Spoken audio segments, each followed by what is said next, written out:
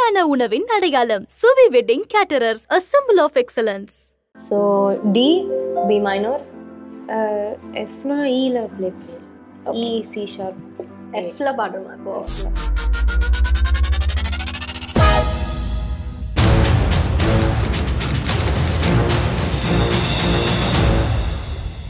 மஞ்சள் நிறம் மலருனை நனைக்கத்தானடி கொஞ்சி கொஞ்சி பொழியது குளிர்ந்த மழை. ஹாய், என் பேர் அன்புமதி. சென்னையில தான் ஸ்கூலிங் காலேஜ் எல்லாமே பண்ணோம். அடடா பிரம்மன் புத்திசாலி. So on the streets of Chennai அப்படின்ற ஒரு மியூசிக் கம்யூனிட்டியில மெம்பரா இருக்கேன். அவனை விட நான் அதிர்ஷ்டசாலியோ. ஒரே விஷயம். உலகின் ஓசை அடங்கும் போது உயிரின் ஓசை தொடங்குமே. என் பேர் ஸ்ருதி. நான் இப்போ மந்தவெளியில் இருக்கேன். ஸோ மியூசிக் தெரபிஸ்டாக ஒர்க் பண்ணுறேன். ஹாய், நான் மஹிமா. நான் ஒரு சிம்பிளான சென்னை பொண்ணு.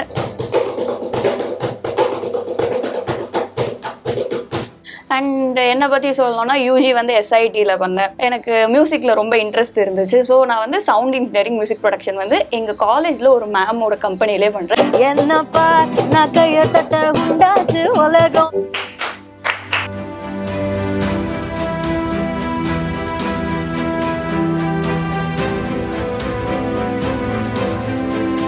இத்தனை வருஷமா எனக்கு வந்து மியூசிக் கற்றுக்கிறதுக்கு அவ்வளோவா சான்ஸ் கிடைக்கல. சிங்கிங் கற்றுக்கிறதோ இல்லை இப்போ தான் கிட்டார் 1 இயராக வாசிச்சுட்டு இருக்கேன். இப்போ ஷோஸில் கொஞ்சம் கொஞ்சமாக வாசிக்க ஆரம்பித்து அதுலேயும் இம்ப்ரூவ் பண்ணிட்டு இருக்கேன். என்னோட எய்ம் என்ன அப்படின்னா பிளேபேக் சிங்கராக இருக்கிறதும், என்னோட ஓன் சாங்ஸ் எழுதி அதை கம்போஸ் பண்ணுறதாகவும், பெரிய கான்சர்ட்ஸ் பண்ணுறதாகவும். இங்கிலீஷ் சாங்ஸ் மட்டும் தான் கான்சர்ட் பண்ணணுன்றது கிடையாது, தமிழ் சாங்ஸும் ஓன் சாங்ஸ் கான்சர்ட் பண்ணலாம் அப்படின்றதுக்காகவும் தான். ஸோ மியூசிக் எப்போவுமே எனக்கு ஒரு கம்பெனியாக இருந்திருக்கு, ஒரு ஃப்ரெண்டாக எப்போவுமே எனக்காக இருந்ததுனால அதே மாதிரி நான் எழுதுகிற மியூசிக், நான் கம்போஸ் பண்ணுற மியூசிக் மற்றவங்களுக்கு இருக்கணும் அப்படின்றது தான் என்னோட எய்ம்.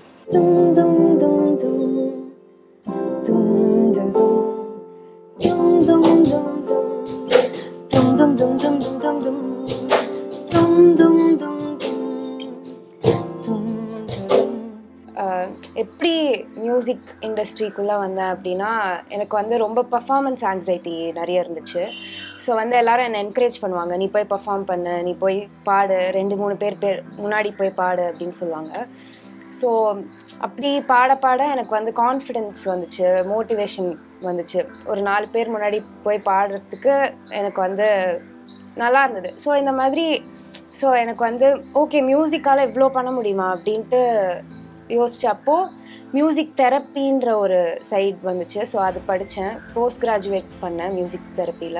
ஸோ இப்போ வந்து ஸ்பெஷல் சில்ட்ரனோட ஒர்க் பண்ணிகிட்ருக்கேன், ஸ்பாஸ்டிக் சொசைட்டி அப்படின்ற இடத்துல. எனக்கு ஆர்கெஸ்ட்ரல் ஸ்கோர்ஸ் எழுத ரொம்ப பிடிக்கும். ஸோ நிறைய எக்ஸிஸ்டிங் பீசஸ் எடுத்துகிட்டு அதோட ஆர்கெஸ்ட்ரல் ஸ்கோர்ஸ் எழுதுவேன். So I want to be an orchestrator someday. So யா.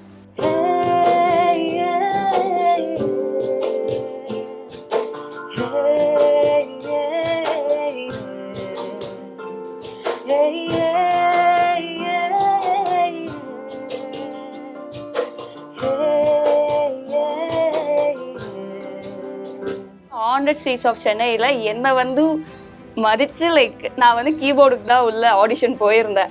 ஆனால் நான் பெர்கஷனும் பண்ணுவேன்னு சொல்லி ஓகே அவங்க வந்து இன்வைட் பண்ணியிருந்தாங்க. அவங்க கொடுத்த ஊக்கத்தால் தான் இப்போ நான் ஒரு பெர்கஷனிஸ்ட்டாக ஆன் த ஸ்ட்ரீட்ஸ் ஆஃப் சென்னையில் இருக்கேன். ஸோ அப்படி தான் எனக்கு இந்த ட்ரையாட்ஸ் பேண்டும் அமைஞ்சது. ஃபுல் அண்ட் ஃபுல் என்னோடய ஜேர்னி எல்லாமே மியூசிக் தான். இதுக்கப்புறமும் நான் மியூசிக்கில் தான் வந்து சாதிக்கணும்னு விரும்புகிறேன். இப்போதைக்கு கீபோர்ட் வாசிப்பேன், கவுன் வாசிப்பேன், அண்ட் ஜெம்பே, மெலோடிக்கா, மோஸ்ட்டாக பெர்கஷன் இன்ஸ்ட்ருமெண்ட்ஸ் எல்லாமே ப்ளே பண்ணுவேன். தூங்காம வேலை செஞ்சு தங்கத்துல கை விலங்கு வாங்கித்தான் போட்டுக்கிட்ட, சாப்பிடவும் நேரம் இல்ல, நீளாத வாழ்க்கதனில் நேரத்தை நீ தொலைச்ச, இந்த நொடி வாழ்க்கைன்னு ஒவ்வொன்னையும் நான் ரசிச்சேன். தினங்கினாலும் தாங்காம பார்த்து பார்த்து வளர்த்த மகளை எம்மாறு ஆளுக்கு எவன் கொடுப்பான். So on the streets of Chennai அப்படின்னு ஒரு மியூசிக் கம்யூனிட்டி இருக்கு. ஸோ அதில் வந்து ஒரு 700 மியூசிஷியன்ஸ் மேலே இருக்காங்க. ஸோ அதில் தான் நாங்கள் மெம்பர்ஸாக ஜாயின் பண்ணோம். ஒருத்தர் ஒரு வருஷத்தில் ஜாயின் பண்ணோம். ஒருத்தரை பார்த்தது கூட கிடையாது. But then so on the streets of Chennai அப்படின்னா சென்னையை street music capital of the வேர்ல்டாக ஆக்கிறதுக்காக ஸ்ட்ரீட்டில் மியூசிக் ஷோஸ் பண்ணுவோம். ஸோ அந்த மாதிரி பாண்டி பஜார், திருவான்மியூர் எல்லாத்துலேயும் ஷோஸ் பண்ணுவோம். பட் இந்த விஷயத்தெல்லாம் ஃபண்ட் பண்ணுறதுக்காக ப்ரைவேட் ஷோஸும் பண்ணுவோம். ஸோ அந்த மாதிரி ஃபீனிக்ஸ் மாலில் வந்து விமென்ஸ் டேக்கு வந்து ஒரு ஷோ வந்துச்சு. அப்போ என்னென்னா ஃபுல் கேர்ள் பேண்ட் அப்படி இருந்தால் நல்லாயிருக்கும் அப்படின்னு சொன்னாங்க. அப்போ ரேண்டமாக எங்கள் 3 பேரையும் உள்ளே தூக்கி போட்டு தான் அந்த ஷோ 3 நாள் பண்ணோம். 3 நாள். ஆமாம், நாங்கள் தனித்தனியாக வேறு ஆடிஷன் மாதிரி வந்தோம். நான் வந்து பர்கஷன் தனியாக பண்ணுவேன், இவங்க கீபோர்டு வாசிப்பாங்க, அவங்க பாடுவாங்க, கிட்டாரும் வாசிப்பாங்க. ஸோ அப்படி தனித்தனியாக வேறு பேண்டில் வந்து பண்ணி அப்புறம் எங்களை ஒரு பேண்டாக ஃபார்ம் பண்ணாங்க. ஏன்னா ஆல் கேர்ள்ஸ் பேண்ட் வேணும்னு எங்களை வந்து ஒரே பேண்டாக வந்து ஃபெல்சின்னு ஒரு பொண்ணு, தேங்க்ஸ் ஃபார் யூ நான் சொல்கிறேன் உங்களுக்கு, அவங்களுக்காக தான் அவங்க தான் எங்களை வந்து ஒரு பேண்டாக ஆக்கி இப்போ 1 இயராக எங்களுக்கு ஒரு நல்ல ராப்போ இருக்கு. ஆமாம், எங்களோட பேண்ட் பேர் வந்து த ட்ரையாட். ஏன் ட்ரையாட் அப்படின்னா 3 பேர் இருக்கிறனால ட்ரையாட் அப்படின்னு வச்சோம். அது ஒரு மியூசிக்கல் டேர்ம். நீ போகும் பாதை வேற, அந்த வழி எனதுல, நாம் போகும் பாதையில வேறாரும் போறதில்ல, வாய்ப்புக்கு அடிதடி அந்த சண்டை எனதுல, வாய்ப்புகள் பல வரும் வாழ்க்கை உறதலும். ஃபீனிக்ஸ் மாலில் விமென்ஸ் டே ஷோ தான் பண்ணோம். அது 3 days ஷோ நடந்தது. ஃபர்ஸ்ட் ஷோ பண்ணும்போது என்னடா அப்படிதான் இருந்துச்சு. But then second show, third show அப்படி போக போக எங்களுக்கே வந்து ஜாலியாக ஒரு நல்ல ரேப்போ கிரியேட் ஆயிடுச்சு. அதுக்கப்புறம் கூட நாங்கள் அப்படியே விட்டுட்டோம். இப்போ திரும்பி ஓகே இந்த கேர்ள் பேண்ட் வேணும், இவங்க பண்ணுறாங்க, நல்லா பண்ணுறாங்க, திரும்பி நிறையா ஷோஸ் வர ஆரம்பிச்சுது. அதுக்கப்புறம் நாங்களே ப்ராக்டிஸ் பண்ண ஆரம்பிச்சு இப்போ நல்லா ஒரு திக் ஃப்ரெண்ட்ஸ் ஆகிட்டோம். அந்த மாதிரி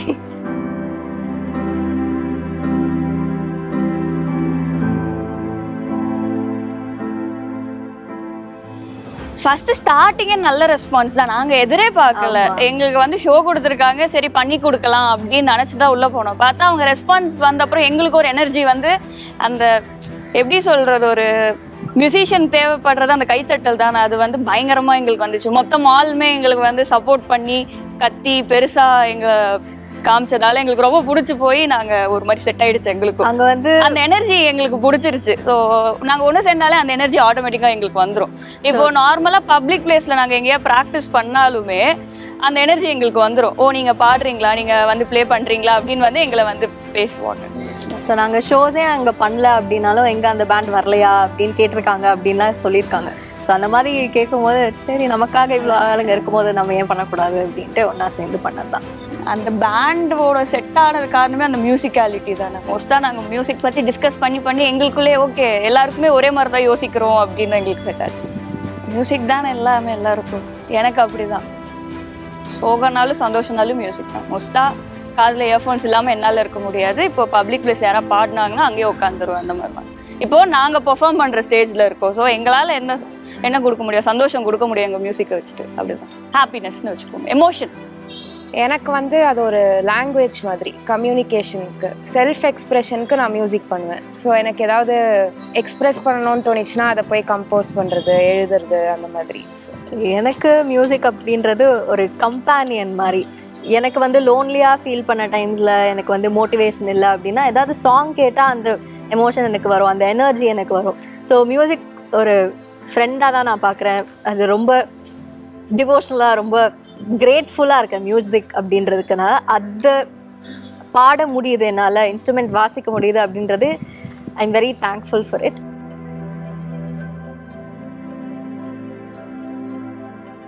நீங்கள் எதிர்பார்க்கவே மாட்டீங்க, செம்மையாக இருக்கும். அன்றைக்கி ஒரு சாங் வந்து க்ரௌட்லேருந்து யாராவது கேட்பாங்க, எங்களுக்கு தெரியாது, ஆனால் அந்த சாங்கை நாங்கள் பர்ஃபெக்டாக பண்ணுவோம், எங்களுக்கே தெரியாது அது எப்படின்னு. இவங்க எனக்கு வந்து இவங்க ஏதோ டிஸ்கஸ் பண்ணுவாங்க, எனக்கு கை காட்டுவாங்க, அவ்வளோதான். நாங்கள் கண்ணை பார்த்தாலே எங்களுக்கு அந்த கோஆர்டினேஷன் வந்துடும். அது வந்து ரொம்ப ரீசெண்டாக தான் எங்களுக்கு பில்ட் ஆச்சு. ரொம்ப ஸ்டார்டிங்கில் எங்களுக்கு அந்த கோஆர்டினேஷன் இல்லை, ரொம்ப ரீசெண்டாக அதே தான், அந்த கம்ஃபர்ட் தான். எங்களுக்குள்ள இருக்கிற அந்த ரேப்போ கம்ஃபர்ட் தான் வந்து எங்களுக்கு அந்த பில்ட் ஆச்சு. நிறைய பேர் கேட்பாங்க என்ன கண்ணிலேயே பேசிக்கிறீங்க ஸ்டேஜ்ல எல்லாரும் திட்டிக்கிட்டு இருப்பாங்க என்ன வேற எந்த பண்ணிட்டு இருப்பாங்க. ஆக்சுவலாக நாங்கள் எல்லாமே பிளான் பண்ணுவோம். அதனால தான் ஒரு மாதிரி இது இன்னும் சஸ்டெயின்டாக இருக்குது. காஸ்டியூம்ஸ்லேருந்து எல்லாமே பிளான் பண்ணுவோம் ஒரு நாள் முன்னாடியே.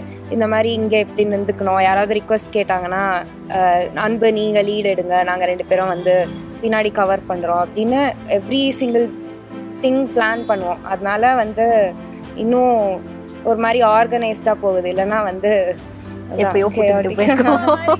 ஆடியன்ஸ்லாம் ரொம்ப வெல்கமிங்கா தான் இருக்காங்க. அதனால எங்களுக்கு ரொம்ப பாசிட்டிவா தான் இருக்கும். ஸ்டேஜ் போனாலே ஒரு பாசிட்டிவ் வைப்ரேஷன் கிடைச்சிரும். ஸோ ஆட்டோமேட்டிக்கா அது வந்து எங்களுக்குள்ள அப்படியே ஏறி நாங்க நல்லா பெர்ஃபார்ம் பண்ணிடுவோம். யூஸ்வலா ஆடியன்ஸ் வந்து வைப் சாங்ஸ் பாடுங்க அப்படின்னு கேட்பாங்க. ஸோ அந்த இடத்துல எங்க மியூசிக்காலிட்டி காட்ட முடியாது அப்படின்னும் நாங்க யோசிப்போம். ஸோ வந்து பேலன்ஸ்டா இருக்கும். எங்களோட ஸ்ட்ரென்த்ஸ் காட்டுற மாதிரியும் இப்போ இந்த பாட்டு ஒரு மெலடி சாங் எனக்கு நல்லா வரும் அப்படின்னா அதுவும் செட் லிஸ்ட்ல இருக்கும். அதுக்கு அடுத்து ஒரு வைப் சாங் இருக்கும் அது ஆடியன்ஸ்க்காக. ஸோ அது வந்து பேலன்ஸ் பண்ற மாதிரி இருக்கும். நாங்களும் க்ரோ ஆகிற மாதிரி இருக்கும், ஆடியன்ஸ் கூடயும் கனெக்ட் பண்ற மாதிரி இருக்கும். ஸோ ஆடியன்ஸோட வைப் பொறுத்து போயிடும். ஒரு 3 hours இருக்கு அப்படின்னா ஒரு 75% வந்து நாங்கள் செட் லிஸ்ட் போட்டுட்டு ஒரு 25% ஆடியன்ஸ் கிட்ட கேட்போம். உங்களுக்கு ஏதாவது பாட்டு வேணுமா, உங்களுக்கு இந்த பாட்டு கேட்கணும்னா இது சொல்லுங்க, தெரிஞ்சா நாங்கள் பாடுறோம் அப்படின்னு சொல்லிட்டு ஆன் த ஸ்பாட் ரிக்வெஸ்ட் எடுப்போம். அதுதான் மகிமா சொன்னாங்க. அந்த பாட்டே எங்களுக்கு நாங்கள் ப்ராக்டிஸ் பண்ணல அப்படின்னாலும் அந்த இடத்துல எங்களுக்கு அந்த கோஆர்டினேஷன் இருக்கிறதுனால அது நல்லா பண்ணிடுவோம். தைரியமா கேட்டு எடுக்கலாம், தெரியலனாலும் நாங்க தைரியமா பாடுவோம். அதுதான் எங்க கிட்ட இருக்கிற ஒரு பெரிய பிளஸ். மோஸ்டா வந்து ஓடிஎஸ்குள்ள மியூசிஷியன்ஸ் தான் கரெக்ஷன் சொல்லுவாங்கல்ல, நம்ம கூட இருக்கிறவங்க. அப்படி நாங்க இன்ஸ்டால ஏதாவது போஸ்ட் பண்ணா வந்து கீழே கமெண்ட் பண்ணுவாங்க, காட் ப்ளீஸ் அப்படின்னு. ஸோ அந்த மாதிரி இருக்கலாம். இல்லை வந்து நிஜமாவே ஒரு ஜென்யூன் ஃபீட்பேக்காக கூட வந்து இந்த சாங்ஸ் நீங்கள் இப்படி பண்ணலாம் அப்படின்னு சொல்லியிருக்காங்க. அது ஹெல்ப்ஃபுல்லாக தான் இருந்திருக்கு எங்களுக்கு. அதை வந்து நாங்கள் நெக்ஸ்ட் ஷோவில் பெட்டராக பண்ணுறதுக்கு யூஸ் பண்ணிப்போம்.